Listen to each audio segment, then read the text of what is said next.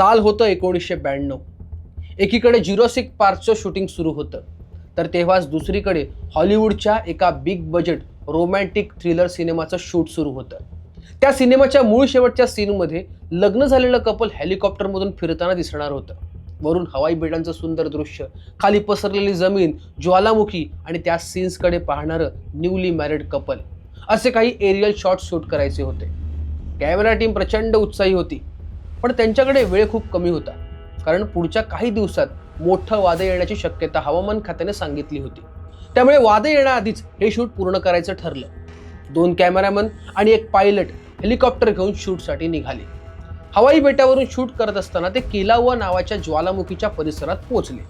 त्यावेळी ज्वालामुखीचा उद्रेक सुरू होता. सुरुवातीला सगळं परफेक्ट होतं. खाली उकळता लावा, आकाशात काळ्याकुट्ट धुरांचे प्रचंड लोट आणि अचानक हेलिकॉप्टरचं इंजिन बंद पडलं. धुरामुळे व्हिजिबिलिटी इतकी कमी झाली की समोरचं काही दिसत नव्हतं. पायलटने हेलिकॉप्टरवर नियंत्रण मिळवण्याचा प्रयत्न केला. कॅमेरा मॉनिटरवरून नजर वर केली आणि ब्लास्ट झाला नाही, पण भयानक म्हणजे हेलिकॉप्टर नियंत्रणाबाहेर गेलं. ज्वालामुखीच्या आत कोसळलं आणि पुढच्या 28 तासात त्यांच्यासोबत जे घडलं ते एखाद्या हॉलिवूड सिनेमापेक्षाही जास्त थ्रिलर होतं. तर त्या सिनेमाचं नाव होतं स्लीवर. या सिनेमात विलियम बाल्डविन मुख्य भूमिकेत होता. क्रॅश झालेल्या हेलिकॉप्टरमध्ये cameraman Mike Benson, assistant cameraman Christopher Duddy आणि पायलट क्रेग हॉस्किंग हे तिघे होते. बरं, क्रिस्टोफर डडी हा काही साधासुद्धा टेक्निशियन नव्हता. त्याने टायटॅनिक, टर्मिनेटर 2 सारख्या मोठ्या चित्रपटांसाठी सिनेमॅटोग्राफी आणि व्हिज्युअल इफेक्टचं काम केलं होतं. तर पुन्हा आपल्या स्टोरीकडे येऊयात. हेलिकॉप्टर नियंत्रणाबाहेर गेलं आणि ज्वालामुखीच्या आत कोसळलं. पहिलं मिरॅकल म्हणजे हेलिकॉप्टर उलटलं नाही, ते एका अरुंद कड्यावर सरळ उभं राहिलं. क्रेगच्या डोळ्याजवळून रक्त वाहत होतं.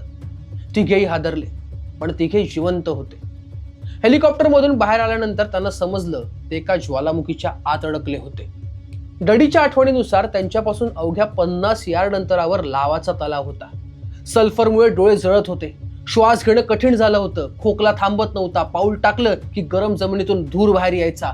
But then the realization of where we were hit real hard because immediately, the fumes down there are so strong. Like breathing was very difficult. Like immediately you start coughing. वाचण्याचा एकच मार्ग होता, जवळपास 300 फुटांचा खडा करडा चढून वर जाणं. क्रिस्टोफर डडी सर्वात पुढे निघाला. खरं तर तिघांमध्ये तोच जास्त घाबरला होता, पण तिथे बसून राहणं त्याला मृत्यूची वाट पाहणं वाटत होतं.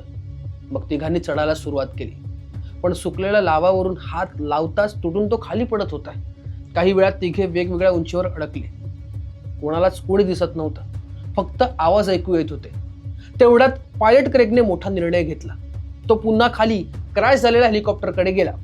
रेडिओ पूर्ण चिरडला होता, तरी त्याने कॅमेऱ्याची बॅटरी रेडिओला जोडली आणि कसा बसा मेडेचा सिग्नल पाठवला.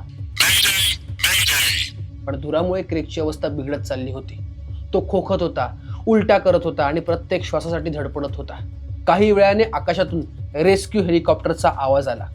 डडी आणि माईकला क्रेग ओरडताना ऐकू आला. हेलिकॉप्टरचा आवाज जवळ आला आणि अचानक सगळं शांत झालं. क्रेगचा आवाज पूर्णपणे बंद झाला. माईक आणि डडीला वाटलं की क्रेग मेला, पण प्रत्यक्षात रेडिओ लोकेशनमुळे रेस्क्यू टीमने क्रेगला पहिल्याच दिवशी वाचवलं होतं. काही तासांनी ग्राउंड रेस्क्यू टीम क्रेटरच्या रिमवर पोहोचली. खाली धूर इतका दाट होता की माणसं दिसत नव्हती, फक्त त्यांच्या ओरडण्याचा आवाज ऐकू येत होता. आवाजाच्या दिशेने दोर फेकण्यात आला, पण तो डडीपासून 10 फूट दूर पडला. पुन्हा प्रयत्न केला, पुन्हा चुकीची जागा. त्यात रिमला मोठी भेग पडली होती. जास्त वजन पडलं असतं तर संपूर्ण कडा तुटून खाली कोसळला असता.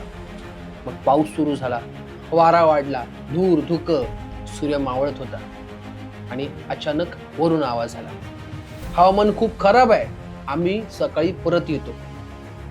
डडी आणि माईकला क्षणभर विश्वासच बसला नाही. म्हणजे पूर्ण रात्र या ज्वालामुखीच्या आत.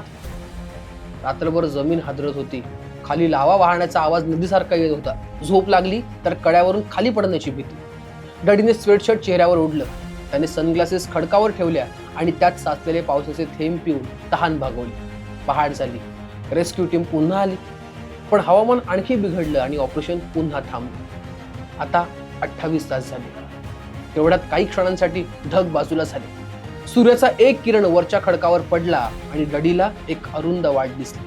त्याने ठरवलं इथे बसून मरायचं नाही, प्रयत्न करताना जे होईल ते होईल. तो चढू लागला. रिम पासून फक्त 5 फूट खाली पोहोचल्यावर पकडायला काहीच उरलं नाही. खाली 300 फुटांची दरी. डडीने धारदार दगडात हात खुपसले, हात चिरले, रक्त आलं, पण शेवटी ताकद लावून त्याने स्वतःला वर फेकलं. रिमवर पाठीवर पडला, आकाशाकडे पाहिलं आणि म्हणाला, आय डिड इट. पण माईक तो अजूनही ज्वालामुखीच्या आत होता. सूर्य मावळल्यामुळे त्याला आणखी एक रात्र तिथेच काढावी लागणार होती. तिसऱ्या दिवशी काही क्षणांसाठी हवामान उघडलं. एक हेलिकॉप्टर क्रेटरच्या तोंडाशी स्थिर झालं. त्यातून जवळपास 150 फुटांचा दोर एक जाळी खाली सोडण्यात आली. धुरात माईक दिसत नव्हता. रेस्क्यू टीम फक्त दोराकडे पाहत होती. काही सेकंद गेले आणि अचानक दोर ताणला गेला, तर जाळीत माईक होता. सल्फरच्या वायूमुळे त्याची फुफ्फुसं सुजली होती. शरीर पूर्णपणे डिहायड्रेट झालं होतं, पण तो जिवंत होता. बरं, यात क्रेक पहिल्या दिवशी, डडी दुसऱ्या दिवशी आणि माईक तिसऱ्या दिवशी वाचला. 3 माणसं, 3 वेगवेगळे दिवस आणि 3 वेगवेगळे रेस्क्यू. या दुर्घटनेनंतर स्लीव्हरचा जो मूळ सीन होता ज्वालामुखीवाला, तो शेवट बदलण्यात आला. तिघांवरही वैद्यकीय उपचार सुरू झाले, पण त्या 28 तासांच्या भयानक अनुभवातून त्यांना मेंटली बाहेर पडण्यासाठी बराच काळ लागला.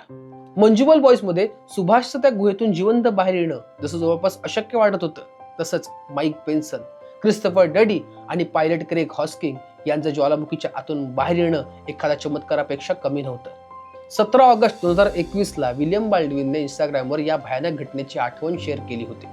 त्याने ज्वालामुखी आणि क्रॅश झालेल्या हेलिकॉप्टरचा फोटोही पोस्ट केला होता. काही घटना अशा असतात ज्या सिनेमात दाखवल्या तर त्या काल्पनिक वाटतात, पण ही घटना काल्पनिक नव्हती. हा खरा प्रसंग होता, जो एखाद्या हॉलिवूड थ्रिलरपेक्षाही कमी नव्हता. तुम्हाला ही गोष्ट माहिती होती का?